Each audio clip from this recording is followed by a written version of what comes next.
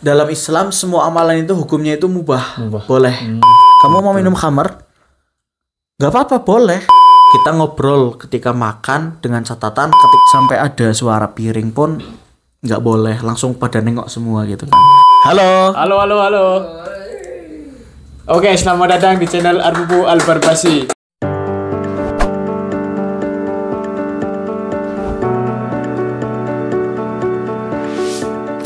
Oke, tepuk tangan semuanya, tepuk tangan.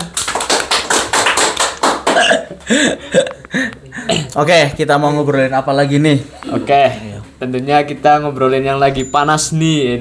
Lagi panas. Api panas. Oh, yang lagi panas itu kalau nggak salah mangkraknya IKN. Aduh, betul.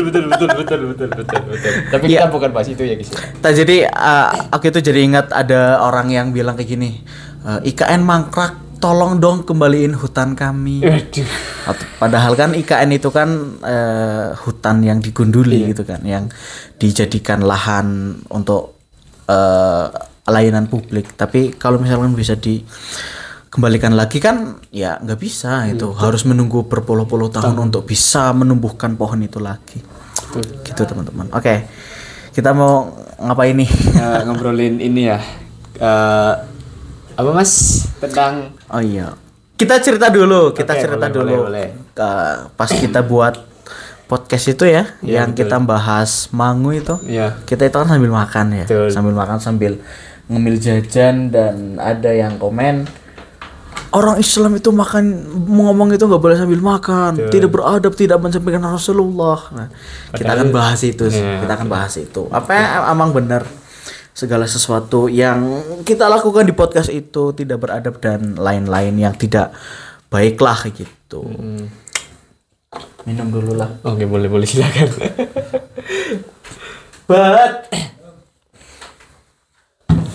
Punten bat.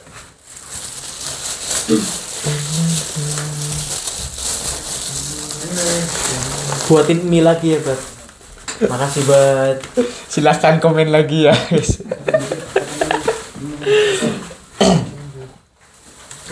Oke, langsung ya mas, mungkin ya.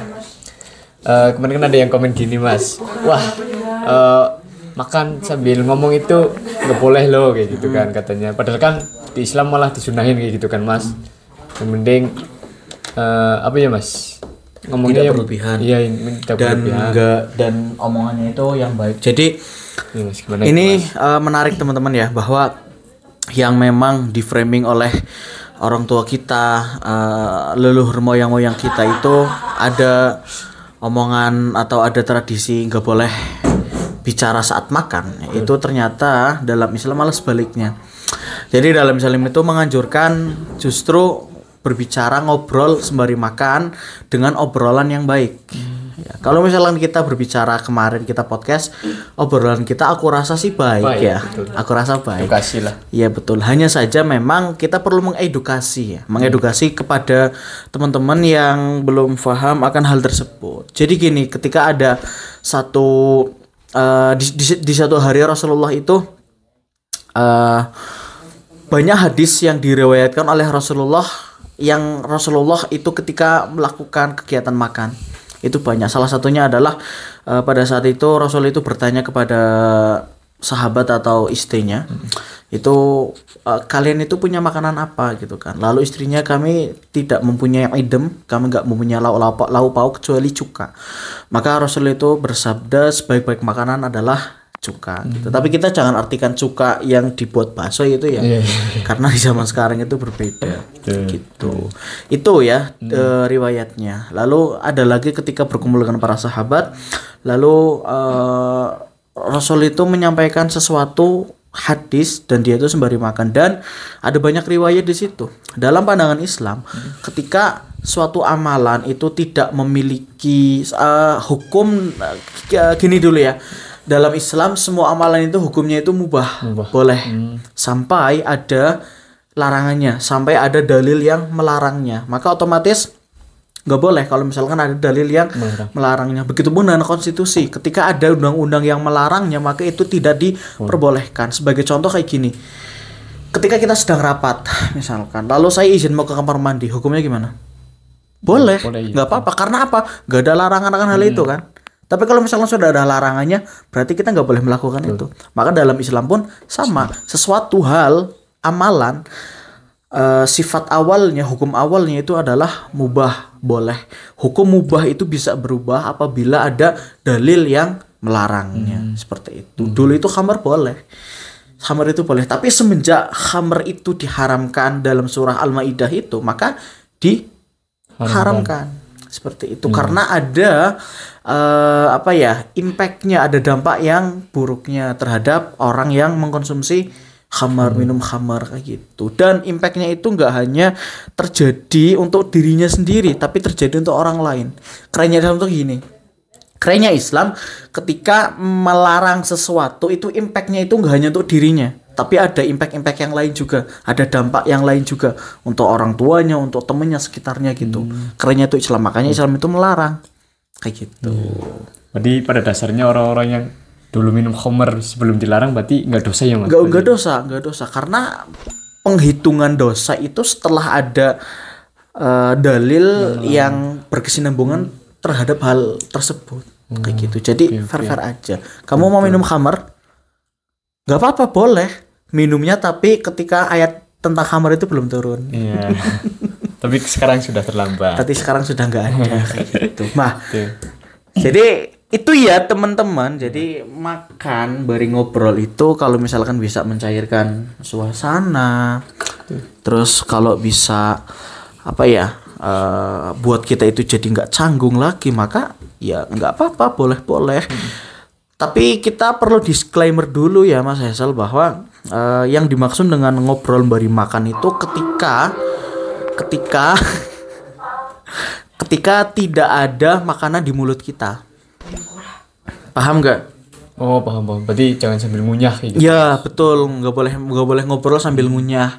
Kita ngobrol ketika makan dengan catatan ketika kita sudah selesai mengunyah.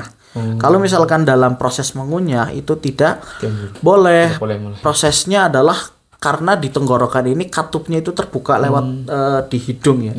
Katupnya itu terbuka, dua katup antara mulut, kerongkongan sama hidung itu terbuka kalau kita lagi mengunyah. Jadi kalau kita lagi ngobrol, kalau kita lagi ngomong ini katupnya terbuka. Maka kalau misalkan kita makan, ngunyah bari ngobrol, maka itu akan ya mlebu bareng. Aku rasa pernah ya kan kesenggrok, tersedak, itu kan betul. dampak orang yang ngunyah bari makan ngunyah bari ngobrol. Bukan ngemakan bari ngobrol. Jadi aku rasa fan aja, nggak apa-apa. Selama obrolannya itu penting, selama obrolannya itu bisa mencairkan suasana, tetap dalam koridor yang positif kayak gitu. Terus yang menanggapi seperti itu, yang yang makan sambil berbicara itu tidak sopan, itu gimana Mas? Apakah sopan-sopan aja atau? Pertama, kalau kita clearkan dulu masalahnya, runtutkan dulu masalahnya terkait makan dalam Islam. Berarti itu hukumnya mubah, boleh-boleh aja, asalkan tetap mematuhi rules yang sudah kita sebutkan tadi ya. Itu. Lalu bagaimana menanggapi, apakah itu termasuk dalam etika sopan dan adab? Jadi sebenarnya siapa yang mempopulerkan makan itu bari makan itu bari diem, nggak lain dan nggak bukan adalah penjajah kita. Pada saat itu untuk mendukung situasi yang mencekam, maka para tentara itu makan itu bari dengan para penjajah itu makannya itu dengan diam. Bahkan sampai ada suara piring pun nggak boleh, langsung pada nengok semua gitu kan. Maka itu yang menjadi tradisi. Hal itu baik sebenarnya, ada adab-adabnya ya, ada adab-adabnya. Jadi kalau berbicara masalah hukum dalam Islam dan kita sandingkan dengan hukum yang ada di dunia, maka aku rasa itu sejalan gitu. Hanya saja memang ketika jadi kayak gini, makan itu, ngobrol itu tujuan untuk apa sih? Kan supaya nggak canggung gitu ya, supaya nggak canggung. Dan banyak orang-orang hebat itu bisa mendapatkan koneksi yang bagus itu lewat dia makan. Kayak gitu. Biasanya ayo kita ketemuan di mana? Di kafe. Sambil minum sambil makan. Karena gitu nggak apa-apa, no problem, fair aja, selama ya itu tadi positif. Berbicara masalah adab dan sopan santun, aku rasa Islam itu udah banyak banget menjelaskan masalah adab dan sopan santun ya. Nah, framing atau paradigma yang muncul di masyarakat saat ini terkait sopan dan adab ketika makan itu adalah diam, itu adalah sesuatu yang dibangun oleh siapa? Oleh nenek moyang kita. Nenek moyang kita itu berdasarkan apa? Berdasarkan penjajah kayak gitu. Jadi gitu. Oke, berarti jangan salah paham ya teman-teman. Betul. Sebenarnya berarti tradisi kita yang tidak boleh ngobrol sambil makan itu sebenarnya dari penjajah kita. Iya betul. Yang makan sambil dengan keadaan yang terdesak ya mas. Seperti itu teman-teman ya. Betul. Karena di dalam Islam boleh-boleh saja berarti ya. Boleh, nggak apa-apa. Nanti jangan di framing lagi nih. Iya nih. Kayak gitu. Walaupun itu ada baiknya, Iya, ada baiknya juga teman-teman. Kalau dirasa memang cukup untuk diam ya diam aja nggak apa-apa, nggak masalah. Tapi kalau misalkan bisa ngobrol dan itu dibolehkan, kenapa enggak? Iya. Kan kayak gitu logikanya. Lalu berbicara masalah hal-hal yang lagi viral juga ya, itu kan Boleh. sudah kita ya. Kita nanti akan berbicara masalah vasektomi. Vasektomi. Oke. Tapi lebih enak dibahas di luar aja sih. Oh, mungkin nanti ya di video berikutnya Nanti lah. video selanjutnya aja. Jadi kita berbicara masalah adab juga nih, karena kita nyinggung masalah adab, kita juga berbicara masalah adab juga, adab dan ilmu. Tadi kalau nggak salah di short itu ada yang komen berilmu nggak beradab sama dengan sampah. Betul. Gitu. Betul, aku setuju teman-teman. Hanya saja ketika kita kita sudah terframing atau sudah terparadigma terhadap sesuatu yang memang itu kontradiksi dengan Islam, maka perlu kita luruskan. Contohnya kayak itu tadi, kita sudah terframing walaupun itu baik ya, tapi ketika ada ajaran Islam yang hadir di situ, contohnya kayak makan boleh sambil ngobrol, hadir dan itu tidak disambut dengan baik, maka ini perlu kita edukasi gitu. Masalah adab pun sama teman-teman. Ketika di pondok itu 2 bulan pertama itu berfokus kepada pelajaran adab. 2 bulan ketika di pondok. Adab, ada kita belajar kitab ta'lim muta'alim. Adab guru dengan muridnya, adab murid dengan guru juga ada. Kita belajar adab murid dengan guru, dan itu memang di situ terdapat fadilah-fadilah yang sangat luar biasa kalau kita memiliki adab terhadap guru kayak gitu, terhadap orang lah, terhadap seseorang. Maka itu penting. Adab itu sebelum ilmu itu benar adanya. Jangan tahu Imam Hanafi. Kalau nggak salah Imam Hanafi. Imam Hanafi ketika mengadakan kajian itu yang datang itu bisa ribuan orang. Yang datang ke kajiannya Imam Hanafi. Tapi yang membawa buku itu hanya 100 orang. Yang ada di barisan depan itu yang membawa buku.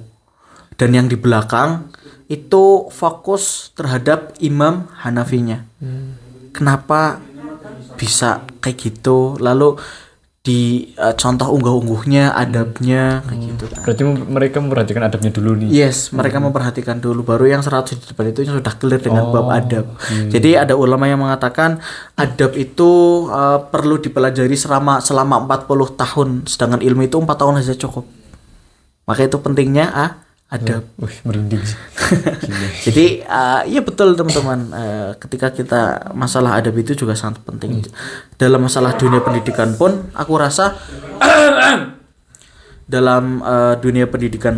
rasa guru itu lebih respect sama murid yang bodoh tapi dia itu beradab daripada murid yang pintar tapi dia nggak beradab. Betul. Itu pasti. Aku juga kayak gitu soalnya. Aku lebih respect sama murid-murid yang dia nggak bisa apa-apa, nilainya itu rendah, tapi dia itu punya adab, punya akhlak, punya sopan santun, daripada murid yang pintar tapi dia itu nggak ada adabnya. Gitu. Jadi adab itu sangat-sangat penting teman-teman. Betul. Walaupun banyak murid yang apa ya mas, istilahnya sering bercanda ya, walaupun dia nggak pintar terus nggak adabnya ya nggak baik-baik banget, tapi suka bercanda itu menurut saya sih apa ya, keren sih gitu mas menurut saya, karena kita bisa berkomunikasi dengan candaan tersebut gitu mas, dengan beliau tersebut. Salah satu syarat terjadinya interaksi sosial, salah satunya adalah komunikasi dan juga apa ya, maksud, tujuan, kepentingan. Kayak gitu. Jadi kalau kita berbicara ilmu sosial ya akan ada bab di mana interaksi sosial di situ. Alasan kenapa harus ada interaksi sosial, satu karena manusia itu memang makhluk sosial yang tidak bisa hidup tanpa orang lain kayak gitu kan. Berbicara masalah tadi itu yang jenengan sampaikan bahwa ada murid yang enggak standar lah, Iya, tapi dia itu bisa menutupnya dengan bercandaannya, itu juga keren. Karena pertama kita memahami dia itu sebagai orang-orang yang biasa saja gitu kan, tapi ternyata dia itu punya sedikit kelebihan untuk hal-hal berkomunikasi itu. Dia nggak semua orang itu bisa nggak semua orang itu bisa berkomunikasi dengan hal-hal yang kayak gitu. Itu keren sih menurutku. Betul. Nah, seperti itu. Oke Yuspi yang tadi bertanya tentang interaksi sosial, penyebab interaksi sosial, tonton video ini ya.